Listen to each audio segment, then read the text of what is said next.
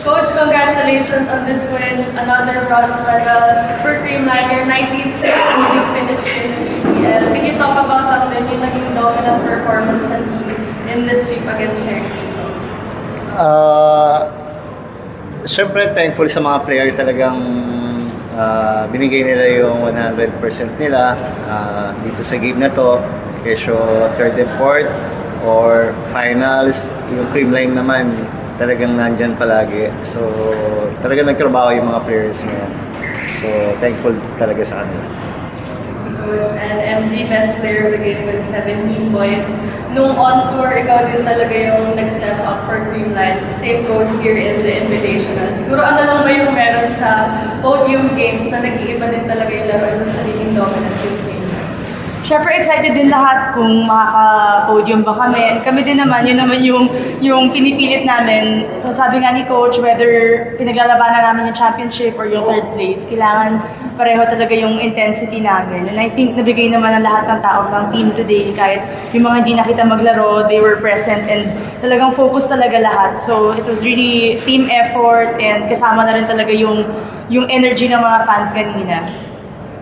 And Lori, nung set day, ikaw din talaga isa sa naging game changer for Creamline. Can you talk about natin yung tiwala na binibigay sa'yo ng coaches in order to perform, especially sa mga crucial stretches? Siyempre, kada pasok namin, talagang kailangan namin gumawa sa loob ng court. And wala rin naman bago sa gagawin namin. Same lang naman. And thankful din sa tiwala ng coaches at ng mga teammates ko. Thank you. For example, Coach, sa lahat ng taon so far na ikaw yung head coach ng Creamline, kumbaga, ano yung hindi nagbabago pa rin? Parang, siguro every conference, yung tanong na rin sa Creamline dahil natuloy-tuloy yung success. Pero ngayon na back-to-back na hindi nakakabit sa finals, pero back-to-back bronze naman. Ano yung way attitude, yung character ng Creamline na hindi talaga nagbabago? Tingin ko yung talagang very competitive nila palagi dun sa training. Hindi masyado nag-absent.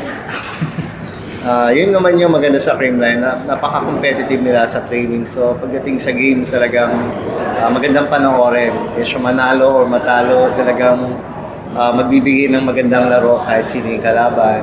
Mag-enjoy mga fans. Yun lagi namang binibigay ng Creamline na hindi nagbabago. Talagang mag-enjoy yung fans pag yung Creamline naglalaro. And for both MG and Lori, ano na lang siguro yung tinuro sa inyo nitong huling 2 buwan sa pre-season and sa invitational. Hindi man siya finals back-to-back, pero at least medal pa rin. Lumaban pa rin kayo ngayon sa mga. Sa akin po is, yun nga, gutom pa rin kami sa panalo. And syempre, lalaban kami hanggang dulo. All out kami sa game. Sa akin siguro, ang dami pa namin pwedeng gawin, ang dami pa namin pwedeng i-adjust sa sarili namin and as a team. So, hindi talaga nagtatapos yung trabaho namin dito, kahit nga 19 na yung podium. Ang laki pa rin talaga ng improvement ng team namin, especially nadadagdag na kami ngayon ng mga bago. So, trabaho lang kami and hard work ngayong off-season for the next conference. Lori, nung pumasok pa ng third set, kumbaga, yung first 2 sets kasi ganda rin ang nilaro ng mga teammates mo sa loob. Pero ano siguro yung dinala mong mindset and ano yung gusto mong idagdag dun sa energy sa loob ng court na yun nga, naging maganda yung lumabas sa'yo sa set 2? Siguro po yung ano lang, laging ready sa labas. Yes. So para pag tinawag ako ni Coach, kami ni Ate Rhea, alam na namin kung ano yung gagawin namin sa loob and more energy lang.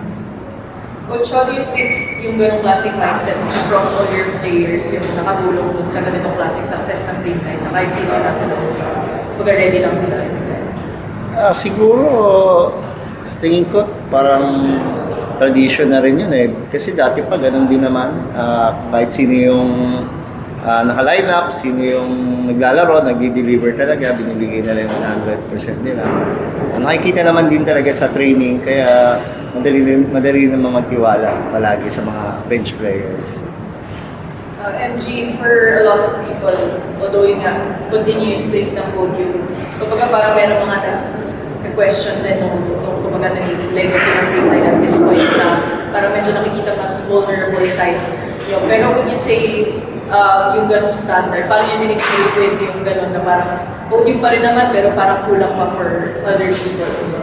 Kahit naman kami sa sarili namin, alam namin kulang. Ang dami namin games this season na alam namin kaya namin, na napapakawalan namin. Ang dami namin moments na dapat alam namin mature kami, pero kami pa yung nagkakamali. So, kulang pa talaga. Ang dami, as I said kanina, ang dami namin pwedeng gawin pa. So, it doesn't mean na nakapag-champion na kami dati or Grand Slam dati. Parang yun na yun. Ang dami pa talagang pwedeng gawin ng Dreamline. Ang dami pa naming tao sa bench na hindi nyo pa talaga nakikita. Andyan si Lori, andyan si Ate Rhea. So, ang dami pa, parang feeling ko nga batang team kami ngayon, Coach. No? So, lots to work hard and look forward to. Kasi alam namin na as gumagaling din naman yung ibang teams, kami din kaya namin mag-improve pa sa nakita ng lahat before.